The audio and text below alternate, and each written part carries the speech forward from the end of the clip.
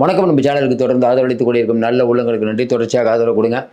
எடப்பாடி பழனிசாமிக்கு செங்கோட்டையன் போட்ட ட்வீட் அது ரொம்ப பரபரப்பாக பேசப்படுது. ஏன்னா கொஞ்ச நாளைக்கு முன்னாடி வரைக்கும் உங்களுக்கு தெரியும், செங்கோட்டையன் டெல்லி போய் டெல்லியில் வந்து நிர்மலா சீதாராமன் சந்தித்தது, அதற்கு பிறகு எம்எல்ஏக்கள் கூட்டத்தெல்லாம் வராமல் தனியாக இருக்கிறது.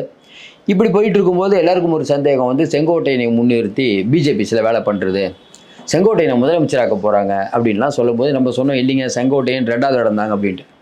இப்போ ஈரோடில் இருக்கக்கூடிய எடப்பாடி பழனிசாமிக்கும் இந்த பக்கம் செங்கோட்டையனுக்கு வேண்டியப்பட்ட தொழிலதிபர்கள் முயற்சியால் இன்றைக்கி செங்கோட்டையன்ட்ட ஒரு பேச்சுவார்த்தை நடத்தப்பட்டதாக ஒரு தகவல். இன்றைக்கி செங்கோட்டையன் வந்து நேற்று ஒரு ட்வீட் போட்டது அதை வந்து உறுதிப்படுத்துகிற மாதிரி இருக்குது. என்ன அந்த ட்வீட்? ஏற்கனவே நம்ம தொடர்ந்து சொல்லிகிட்டு இருக்கோம், எடப்பாடி பழனிசாமி அவர்கள் கிளை செயலாளராக இருந்து வந்தாலும் தனக்கு அந்த முதலமைச்சர் பதவி கிடைச்சதோன்னே அதை வந்து சரியாக உபயோகப்படுத்தி கொண்டார். அதாவது ஒரு முதலமைச்சர் பதவிங்கிறது எவ்வளோ பவர்ஃபுல்லான பதவி, அதையும் தாண்டி அந்த ஒரு முதலமைச்சர் பதவிக்கு வந்தோடனே தான் மட்டும் நல்லா இருக்காமல் எல்லாரையும், அதாவது கட்சிக்காரங்க எல்லாரையும் வளைக்கக்கூடிய முயற்சியில் எடப்பாடி இருந்தார். இவருக்கு வந்து ஓபிஎஸ்க்கு வீட்டு வசதித்துறை கொடுத்தாங்க, பின்னால் பிஜேபிங்கிற ஒரு பெரிய கட்சி இருந்தது. இப்படிப்பட்ட சூழ்நிலையில் அவர் மட்டும் நல்லா இருந்ததுனால அவர் மட்டும் தனியாக இருக்கார். எடப்பாடி எல்லாத்துக்கும் பிரித்து கொடுத்ததுனால எல்லாத்துக்கும் இப்போ அவங்க எடப்பாடி பின்னால் எல்லோரும் இருக்காங்க, அவ்வளோதான். இன்னொன்று, அரசியலில் நெளிவு சுழிவு அவசியம். இன்னொன்று, எந்த இடத்துல சத்தம் போடணும், எந்த இடத்துல நடுநிலையாக இருக்கணும், எந்த இடத்துல அமைதியாக இருக்கணும், எப்போ சீண்டணும், எப்போ கோவப்படணும் எல்லாம் தெரியணும். தவறான முடிவுகள் எடுத்தால் அரசியலில் மிக மிக பின்தங்கி போவீங்க. அப்படிப்பட்ட சூழ்நிலையில் செங்கோட்டையன் அவர்கள் வந்து 2ஆம் கட்ட பயணம், எடப்பாடியை 2ஆம் கட்ட பயணத்துக்கு வாழ்த்து தெரிவிச்சிருக்காரு. எல்லாருக்கும் ஒரு சந்தேகம், முதல் கட்ட பயணத்துக்கு வாழ்த்து தெரிவிக்கவே இல்லை, அதனால் 2வது கட்டத்துக்கு பயணத்துக்கு மட்டும் வாழ்த்து தெரிவிக்கிறார் அப்படின்ட்டு. ஏன்னா சிவகங்கையில் 26ஆம் தேதியோட முடிகிறாரு எடப்பாடி பழனிசாமி. முடிஞ்ச உடனே அடுத்தது வந்து 30ஆம் தேதி தான். நடுவில் என்னன்னு பார்த்தீங்கன்னா பிரைம் மினிஸ்டர் மோடி வராரு. மோடி வரும்போது இன்றைக்கி எடப்பாடி சொன்ன விஷயம் பார்த்துருப்பீங்க, நான் சொல்கிறது தான் நிற்கும்.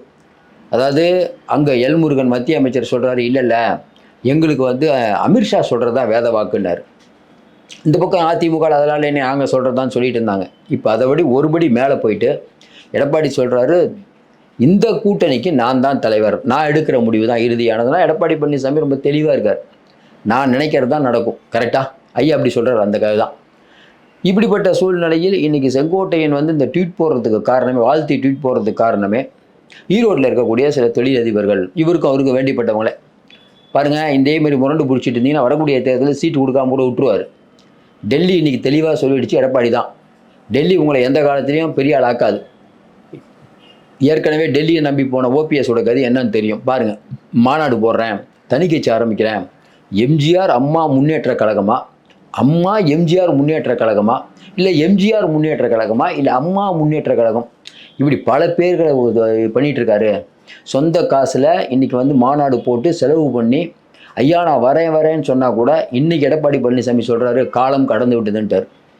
எடப்பாடி பழனிசாமி எதிர்த்து கட்சி விட்டு வெளியில் போன பன்னீர் இன்றைக்கி, ஏன்னா ஒற்றை தலைமை ஒத்துக்க மாட்டேனார். இப்போ என்ன சொல்கிறாரு, எந்த விதமான நிபந்தனையும் இல்லாமல் அதிமுகவுக்கு போகிறாங்கிறார். அப்போ ஜெயிச்சது யார்? நம்ம தொடர்ந்து இதை சொல்லிகிட்டு இருக்கோம்ல. அமித்ஷா பின்னால் இருந்தாலும் உங்களுக்கு பின்னால் ஒரு 10 பேர் இருந்தால் தானே அமித்ஷாவும் உங்களுக்கு வந்து உங்கள் சில வேலை பண்ணி கொடுத்தா நீங்கள் எடுக்க முடியும். இன்றைக்கி அமித்ஷாவே இருந்தாலும் ஏன் தமிழ்நாட்டில் ஜெயிக்க மாட்டேது? பூத் லெவலில் ஆள் இல்லை, முதல்ல பிஜேபியில் ஆள் இல்லை, இங்கே எப்படி ஜெயிக்க முடியும்? இப்போ ஓபிஎஸ்க்கு அந்த கதி தானே, நாளைக்கு செங்கோட்டையனுக்கு அந்த கதி வராது, என்ன நிச்சயம்? இதுதான் சொல்லியிருக்காங்களாம். பார்த்துக்கோங்க, இதே மாதிரி முறுக்கிட்டு இருந்தீங்கன்னா பிரச்சனை ஆயிரும்.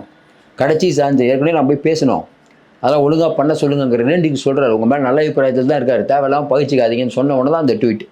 அதான் இதில் நம்ம எம்ஜிஆர் மளிகையில் சொல்கிற மாதிரி, அப்போ வந்து எல்லாத்தையும் பயமுறுத்தினா தான் வேலை நடக்குது அப்படிங்கிறாங்க. அது உண்மைதான். அரசியலில் வந்து இன்றைக்கி இருக்கக்கூடிய சூழ்நிலையில் செங்கோட்டையன் பண்ணது சரியாக தப்பானா ஊருக்குள்ளே போய் கேட்டு பார்த்தீங்கன்னா அங்கே இருக்கக்கூடிய லோக்கல் ஆளுங்களுக்கும் நம்ம செங்கோட்டையனுக்கும் சண்டை.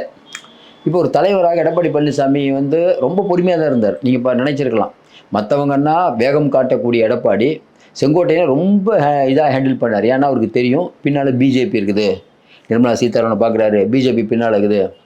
அப்போ செங்கோட்டையனை ஆஃப் பண்ணோம்னா பிஜேபியோட கூட்டணிக்கு நம்ம போய் உட்காரோம்ல, அன்னைக்கு ஆஃப் பண்ணுவோம், அது வரைக்கும் அமைதியாக இருப்போம்னு சொல்லி கரெக்டாக காரியத்தை சாதிச்சுட்டு இன்றைக்கி வேலை காட்டிட்டார்.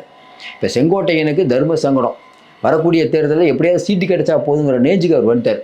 அதனால தான் இந்த ட்வீட்டு தொடர்ந்து நம்ம சொல்லிட்டு இருக்கிறது தான். எடப்பாடி பழனிசாமி அடிமை ஆகிட்டாருன்னா, ஒரு அடிமை இன்றைக்கி வந்து அமித்ஷாவை எடுத்து பேச முடியுமா? அமித்ஷா கூட்டணி ஆச்சுங்கிறார்.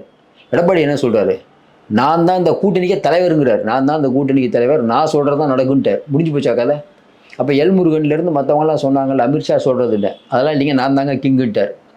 இதை வலியுறுத்தும் விதமாகத்தான் அநேகமாக அதான் 4 நாள் அதுக்கு தான் விட்டுருக்காராம் பிரைம் மினிஸ்டரோட சந்திப்பு. பிரைம் மினிஸ்டர் இந்த தடவை கண்டிப்பாக சந்திக்கிறாரு. அவர் முன்னாடியே எடப்பாடி பழனிசாமி தான் ஆட்சி அமைக்கப் போகிறார், அடுத்த சிஎம் தமிழ்நாட்டில் எடப்பாடி பழனிசாமி தான், அதிமுக ஆட்சி அமைக்கும் அப்படின்னு மோடியை சொல்ல வைக்கக்கூடிய ஒரு வேலை போயிட்டு இருக்குது. ஏன்னா இங்கே இருக்கக்கூடிய நலம் விரும்பிகள் எல்லாருமே எங்கள் அமித்ஷா ஒன்று பேசுகிறாரு, அண்ணாமலை ஒன்று பேசுகிறாரு, நயினார் ஒன்று பேசுகிறாரு, எடப்பாடி பேசுகிறாரு, இது சரியில்லை, எல்லோரும் ஒற்றை குரலாக வர வேண்டும்ங்கிறதுல இப்போ இங்கே இருக்கவங்களாம் மீடியேட்டர் நிறைய பேர் இருக்காங்க இதுக்குன்னு. ஏன்னா வந்து உங்களுக்கு தெரியும், குருமூர்த்தியிலேருந்து எல்லோரும் ஏகப்பட்ட வேலைகள் பண்ணுவாங்க. அவங்கெல்லாம் ஒரு முடிவு பண்ணி அநேகமாக பிரைம் மினிஸ்டர் அதை சொல்லுவாருங்கிறாங்க. எடப்பாடி பழனிசாமிக்கு தற்சமயம் நிம்மதி தான். ஆனால் என்ன ஒன்றுனா, வரக்கூடிய தேர்தலுங்கிறது எடப்பாடி வாழ்க்கையில் ஒரு பெரிய எப்படி சொல்கிறது, வாழ்வா சாவா பிரச்சனை தான். ஒருவேளை அவர் ஜெயிச்சிட்டாருன்னா ஒரு கிங்கு தான். இதாங்க சாதாரண கிளை செயலாளராக வந்து எடப்பாடி பழனிசாமி முதல் தடவை வந்து உங்களுக்கு தெரியும், அவர் முதலமைச்சர் வேட்பாளர்லாம் அறிவிக்கனால டக்குன்னு வந்தார் அதிர்ஷ்டத்தில், அப்படி தான் சொல்கிறாங்க. ஆனால் இந்த தடவை பார்த்தீங்கன்னா அவரே நான் தான் முதலமைச்சர்னு சொல்லி மக்கள்கிட்ட போய் ஜெயிச்சு வந்தாருன்னா, எந்த விதமான பின்புலமும் இல்லாமல் ஒரு ஒரு ஒரு திரைப்பட நடிகர் எதுவுமே இல்லாமல் ஒருத்தர் டக்குன்னு வர்றது அப்படிங்கிறது வந்து திரைப்படத்துறை இல்லாமல் வர்றது அப்படிங்கிறது. ஏன்னா எம்ஜிஆர் திரைப்படத்துறை, ஜெயலலிதா திரைப்படத்துறை, கலைஞர் திரைப்படத்துறை, இப்படி எல்லாம் திரைப்படத்துறையில் இருக்கும்போது சம்பந்தமே இல்லாமல் ஒருத்தர் வரார் அப்படிங்கும்போது அவர் சாதனையாளர் தாங்கிறது. அவர் சாதனையாளர் ஆவாரா, என்ன சோதனையாளர் ஆவாராங்கிறது காலம்தான் முடிவு செய்ய வேண்டும். தொடர்ந்து சொல்கிறோம், எடப்பாடி பழனிசாமி அண்டர் எஸ்டிமேட் மட்டும் பண்ணிடாதீங்க. அவர் கொஞ்சம் விவரமானாலும் இந்த ட்வீட்டை தான் காட்டுது. நம்ம கூட நல்லா ஞாபகம் வச்சு பாருங்க, செங்கோட்டையன் வந்து முறுக்கிட்டு இருக்கும்போது நம்ம தான் முதல்ல சொன்னோம், இல்லைங்க அவர் 2வது இடம் தான். என்னைக்கு கூவத்தூரில் மினிஸ்டர் பதவி கிடைக்கலன்னு அழுதுகிட்டே போனவரோ அன்னைக்கே அவர் தலைமை பதவிக்கு தான் சரியில்லாத ஆள். அவரால் அவ்வளோதான் முடியும், நல்லவர், பட் அவரால் அவ்வளோதான் முடியும். அதனால் இன்றைக்கி அவருடைய ட்வீட் பலவிதமான விமர்சனங்களை முடித்து வச்சிருக்கிறது. எடப்பாடி பழனிசாமி மீறும் இன்றைக்கி அதிமுக யாரும் ஒன்றும் பண்ண முடியாது, அவர் கையில் கட்சி வந்துருச்சுன்னு தொடர்ந்து நம்ம சொல்லிகிட்டு இருக்கோம். அதை உறுதிப்படுத்துவது போல தான் இது நடந்து கொண்டு இருக்கிறது. ஏன்னா செங்கோட்டையன் வந்து வெளியில் வரும்போது நிறைய பேர் சொன்னாங்க அவர் முதலமைச்சர் ஆயிடுவார், பிஜேபி அவரை முன்னிறுத்துன்னு. பிஜேபி அவரை முன்னிறுத்து ஓகேங்க, அவர் பின்னால் யாருங்க போவா? உடனே அவர் வீட்டுக்கு போலீஸ் பாதுகாப்பு போட்டு இந்த பிரச்சனையை பெருசாக்க நினைச்சது திமுக இல்லையா? அவர் போலீஸ் பாதுகாப்பு கேட்டாரா?